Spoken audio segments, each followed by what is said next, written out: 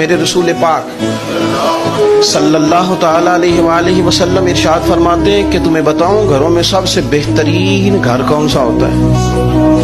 او میرے بھائیوں، وہ کتنا کو بہترین گھر ہے جسے مدینے والے رسول نے بہترین کہہ دیا ہے۔ فرمایا تمہیں بتاؤں نا گھروں میں بہترین گھر کون سا ہے؟ ہم سمجھتے ہیں ٹائلیں اچھی ہوں، کمرے ہوادار ہوں اور کچن انواع و اقسام کے کھانوں سے بھرا ہوا ہو، سین اچھا ہو اور جناب ہر چیز کی سہولیات گھر میں ہو، امن ہو، سکون ہو۔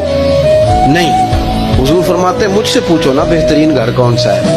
تو یا رسول اللہ بتائیے، سیاستہ میں حدیث ہے، کریم رسول فرمانے لگے گھروں میں بہترین گھر وہ ہے جس میں کوئی یتیم رہتا ہو اور اس کے ساتھ سلوک اچھا کیا جاتا ہو، اچھا سلوک کیا جاتا ہو، یتیم کو رکھا جائے پھر اس کی پوری نگرانی کی جائے، اسے پورا پیار دیا جائے، اسے پوری محبت دی جائے، یتیم رہتا ہو اور اس کا خیال بھی رکھا جاتا ہو۔ اور میرے نبی کریم صلی اللہ تعالی علیہ وسلم فرمانے لگے تمہیں بتاؤں نا کہ گھروں میں بدترین گھر کون سا ہوتا ہے؟ بدترین گھر کون سا ہے؟